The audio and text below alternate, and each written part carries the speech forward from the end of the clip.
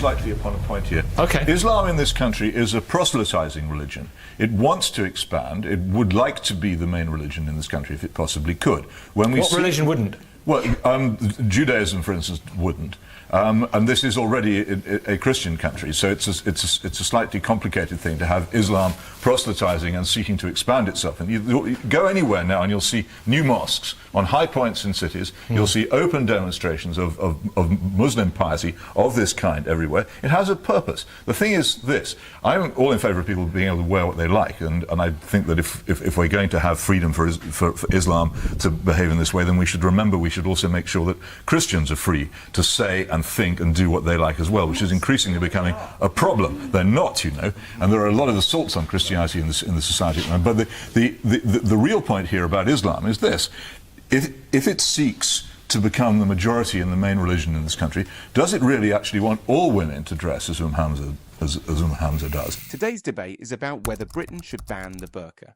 This is a sensitive and controversial topic, similar to the debate in France, which implemented a ban on wearing full-face veils, including the burqa and niqab, in public spaces in 2011. Jack Straw, the former Lord High Chancellor of Great Britain, has expressed his condemnation of women wearing the burqa. He argued that the full face covering makes communication difficult and could be a barrier to integration. Let us see a Muslim woman's perspective on wearing a burqa. I cover my face out of my own choice. I choose to cover it, and partly because I'm a Muslim, and being a Muslim, our Creator in the Quran does say to cover yourselves in a modest way, and I feel, I believe, covering your face is part of dressing modestly to avoid attraction when you go out. So the danger is I might be attracted to you. Absolutely, absolutely. The reason I wear, there are so many scholars who do feel that the hands and the face do not need to be covered, but there are also scholars who say that yes, that it should be covered, and I feel it should be covered because the most attractive part of anybody is the face. So is there a danger that males in the audience are attracted to every female in this studio's face who's here? Are they putting themselves in some kind of a... Not necessarily every female face, but yeah, it could stir some sort of... Passions? Yes, absolutely. Why would it not stir passions in a woman to see a man's face? Well, it's about the burqa, isn't it, and about the woman wearing a veil. Yeah. And it's about why women are wearing a veil. Yes, but I'm interested, if it's about equality, and you feel a sense of liberation, don't you? Why should men not be required to cover their faces too?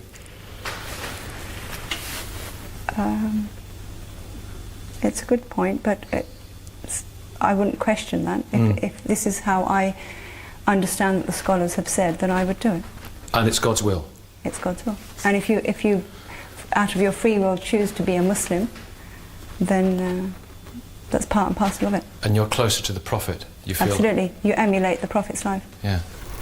The question of why men don't wear the burqa left the woman dumbfounded as she tried to grasp the logic behind it.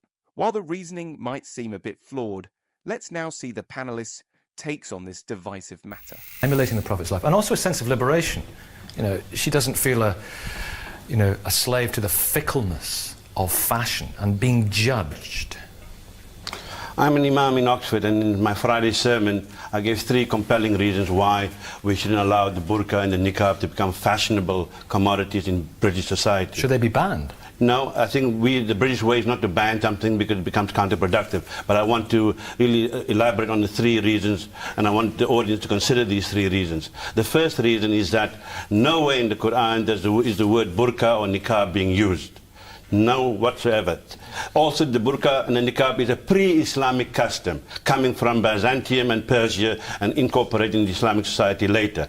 Second argument against the burqa and the niqab, that it is sexist and discriminatory. If it's okay for a Muslim woman to hide her face, then Muslim men should hide their faces as well. We are not allowed to hide our face. I can't go into Barclays Bank or the post office or the government office with my balaclava or my motorcycle helmet. So why should we allow in this society, when we have gender equality, why should we allow Muslim women that right? But I need to develop... Develop it through the course of the debate, because there's some potent points there. Hamza, please come back on... Dr. Taj Hargey, an imam at the Summertown Mosque, argues that the practice of women covering their faces is discriminatory and sexist. Given that men are not subject to similar rules, various sources suggest that the customs of wearing a burqa, veils, and uncovering women's faces are not originally rooted in the Islamic community. Instead, they date back to the pre-Islamic period. Mr. Hamza, please come back on those points. Then we'll open it up. I've got to stress that it's a freedom of choice. I've chosen to cover my face. I'm not doing it because somebody else has told me to do it, or or I'm feeling suppressed into doing it. You mentioned the word scholars. Now, you are like other scholars, they use the hadith. For those of you who don't know, the hadith are the supposed sayings of the Prophet, mostly compiled 250 years after his death. Many, not all, but many are suspect and fraudulent. But this is not subservience or subjugation. This is entirely your choice. Absolutely. But it is true that the Prophet's wives would cover their faces. And to be close to the Prophet's lives and the Prophet's wives' lives. So if the Prophet's wives... It's also a level of piety as well. But the Quran itself says that the Prophet's wives are distinctive and different from other women. So you can't claim that bit. This issue is really something that you are saying it is religious. I'm quite happy for you, anyone to have freedom, but it's based on your cultural interpretation and not the religious requirement of Islam. But Hamza, do you not see that it might some people find it alienating and some people find it threatening, because the face is such a vital part of our communication, is it not? Agreed, but then we live in a free country and I think we should be able to dress as we please. The Muslim woman asserts that wearing a burqa does not make her subservient or subjugated. Rather, it is a form of freedom of choice. She chooses to wear a burqa every day, and she believes that Britain should not take action to ban someone's way of living. Do you agree with this? Dennis McEwen, we can't ban this, can we? This is ridiculous to say. We don't ban things in this country. We don't ban things, but we can make it very difficult for people to do them. There are lots of things we make difficult. Hamza's problem, I think, is that she doesn't seem to have read any Islamic literature. If she reads the books, the articles, the fatwas, and listens to many of the sermons I've listened to, all explaining that the reason a woman has to wear these forms of clothing is because the woman is inferior to men, it will incite lust in men, a woman should remain in her home unless her husband gives her permission to go outside the home. So who is it more offensive to, women or men, this then? I think it's offensive, actually, to an awful lot of people. It's offensive to Jewish, Christian and Hindu women who are chaste without dressing like this. I've never heard so much rubbish. I don't know what sort of Islamic literature you're reading, but it certainly isn't the same Islamic literature I'm reading. I don't think Hamza should be criticised for her choice, her piety, but I think this is this is above religion. This is about a woman's choice to what she wants to wear, and I think that it's about time men like Sarkozy and Jack Straw stopped going into women's wardrobes. You know, it really why is it okay for me to show my face but her not to show her face? That's discriminatory, isn't it? That is her choice. She chooses to dress like that because it's part of her faith. It's not part of her faith. It's part of a culture, a tribal tradition, the Wahhabi, the Salafi interpretation of Islam. This is the latest fad. Your mother never wore a burqa, so why are you wearing one? Hamza? My mother did wear a burqa. Well, I'm not quite sure about that. OK, Anna Joy, you want to come in? Labour PPC? Yeah, can I just bring a different perspective to this, because I think that you're quite wrong, actually. If you look, I want to talk about the evolution of British women in the last 150 years, and I'm afraid, without trying to cause any offence to the young lady in front of me, your dress wear has absolutely nothing to say to me about the evolution of women, modern women in British society. If you look at the evolution of women's role in British society, from the vote through to equal pay, through to maternity leave, you know, those are absolutely key moments. Is it not her choice to wear what she wants to wear? It is her choice, but people go through. We see people in life, Anna Joy, don't we, with bits of metal through their face. Well, Nikki, but with the greatest respect, I think that this is a question about the kind of civil society that we in modern Britain want to live in the 21st century. Okay. And I think that the burqa does not have a place in a modern British civil society.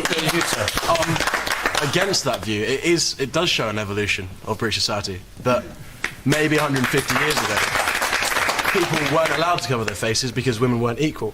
But now they have the freedom to cover their faces, that's what they will. That's rather paradoxical, isn't it? It's a paradox. If it's evolution of free will. Yeah. Father, Jerry, you're not a father, are you? No, I'm not. I'm Methodist. You're someone's father, maybe? Yes. I didn't think about that. Sorry about that. Yes, that's a bit worrying for a man in a dog collar. What about this? Is this a sign, a symptom of subjugation? I want to approach it from a purely pragmatic point of view. If we ban the burqa, or whatever it's called, I'm not even sure that's the right word for Niqab, it. burqa, the general idea. Yeah. If we ban that, where do we stop? Do we then go on to ban turbans, crosses, dog collars? Do we go on to ban everything else? The difference surely is that Badisha, her face is being covered. Although tracking the history and origin of wearing the burqa in Islam is difficult, here's what is mentioned in the Quran. Nowhere does it state that it is necessary for a woman to cover herself completely to be close to the Prophet. Instead, it is presented as a personal choice. The Islamic religion has often misinterpreted this, framing it as obligatory for women to cover themselves. In the 21st century, it should be seen as a choice, not a mandate. Whether a woman chooses to wear the burqa or not should be respected, no matter what. But what, Peter Hitchens, what does it say about what they think about men, that our passions could be so easily inflamed? Look at all these bare faces that we've got in the studio. Are we all uncontrollable sex beasts or something? Well, I was going to ask you, Hamza, if she wouldn't mind. Do you feel, as you look around here, that all the other women here should be dressed as you are? It's personal choice. It is their choice now, but in the kind of society you would presumably prefer, it might not be so much I of a think choice. it would be a safer society. You think it would be a safer society if they all wore what you wore? Absolutely. But isn't this the problem with Islam, that it is, in fact, when it's a minority religion, it's all very liberal and open and a matter of choice. But if it becomes the majority religion and controls the society, then the choice goes, and people are told what to do, and it isn't your choice. No, not at all. I don't agree with that, because, like the gentleman across there says, it's not by force. You can choose to be a Muslim. If you've chosen to be a Muslim, then obviously everything within Islam is what you're going to be, But what you and people like you don't answer, and I really want to answer, if the Quran is a transcendent, immutable, divine text, why didn't God put in the word niqab or burqa? And, for example, the issue is really, this is not something that is required by religion. Religion asks for modesty. It doesn't dictate the modesty. What you're wearing is a Saudi Wahhabi thing, tribal dress. Hamza, I'm interested in, Peter asked you a very interesting question, I'm interested in why this would be, in your ideal society, why it would be safer if all women, for example, in the studio and as we walk the streets and go about our business, were covered as you are.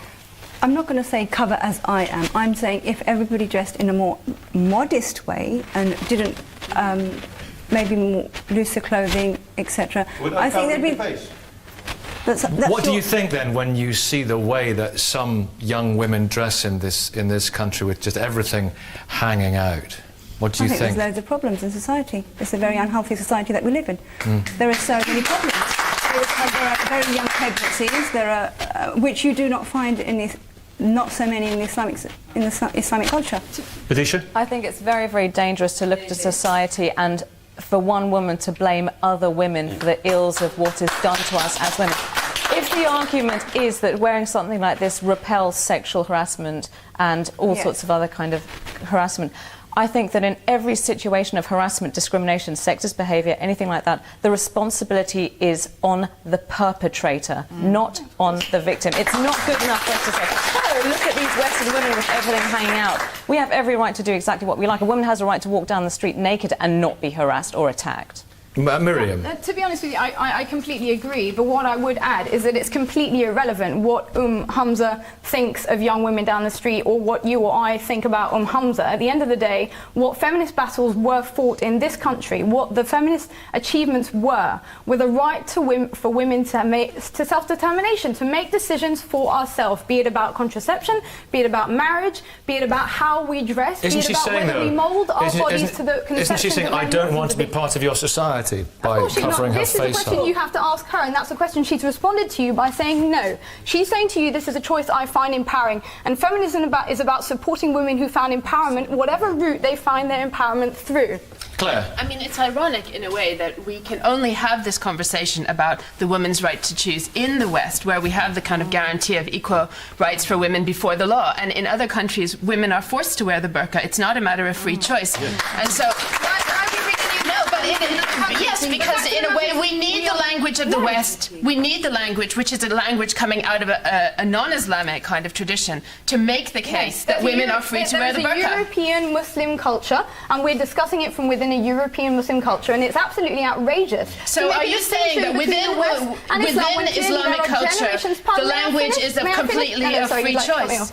The fact of the matter is there is a European Muslim culture in which there is, of course, influence from the language and the debates which have enriched Muslim culture in this country. Wait. Am I in danger of having my passions inflamed by seeing your face? Personally, obviously, and again, I think my opinion on this is completely irrelevant. The fact of the matter, I don't think it's irrelevant. Well, I think it is, because the discussion shouldn't be about what you think or I think. It should be about women's choice to make decisions about their own bodies for themselves. Have I got a right to feel insulted that somebody thinks I would be inflamed if I saw their face? Only if you assume that that's what they're thinking, and I think for quite a large portion of these women, that's not what they're thinking. Yes, sir. Peter Hitchens raises important points about the complexity of societal safety and individual freedoms. The idea that modesty and dress alone could create a safer society is a contentious one. It simplifies a much more nuanced issue that involves personal freedom, societal values, and the dynamics of respect and accountability. Peter Hitchens rightly questioned Hamza's opinion that society would potentially be safer if women dressed modestly. There is a concern that if Islam were to become a majority religion, it could become quite overpowering and controlling. Wearing the burqa should be a choice, but in many contexts, it is not. Hamza's understanding of the burqa seems quite shallow. A society's safety is determined by a woman's dress and how others perceive and treat her. True freedom of choice means that women should have the right to decide their attire without facing harassment. If a woman is being harassed, the problem lies with the perpetrator, not with the woman's clothing choices. Someone earlier mentioned the word piety, and we haven't talked about that at all, and I think that's quite key, because in some Christian traditions, like, you have nuns who will, wear veils and things, and when they join a religious order, maybe they're told that they have to do that. And yes, they've made a choice to join the religious order, but what they do is an act of piety. They're not saying everyone has to do it. And I think it's very interesting because you mentioned that it's an act of piety. So, I don't know, maybe you'd like to elaborate on that a little bit, because I think it's quite important. Well, let me bring it Father Stephen in. Nasser, I will come to you and Hamza again. But the difference is we can see, with a nun, we can see her face. I was thinking I teach at a secondary school here in New York, and I took some of the teenagers to one of the convents for Mass, to see them and to talk to them. And one of the great things was that they, when we were walking home to school, some of the kids were saying, "Gosh, Father, we didn't realise they were so happy." They were quite genuinely shocked that somebody could become a nun, give their life to God, but they could see and their still face. be happy. But they could see their face. And my friend here is right. There are pious traditions that are associated with different religions, and it's their choice. It's totally our friend here's choice, and we shouldn't persecute her for that. And this is England. We don't ban things that aren't harmful to other people.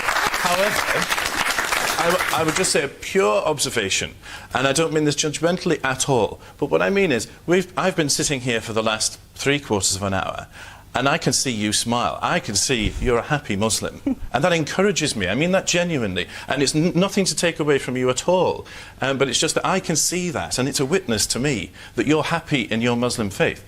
just that hopefully I come across as a happy priest, and the nuns did to the children. It's just that also maybe just add that element of witness. Father, to if you're it. happy, we're happy. Can I Peter, go on. Yeah. Just dwell slightly upon a point here. Okay. Islam in this country is a proselytizing religion. It wants to expand. It would like to be the main religion in this country if it possibly could.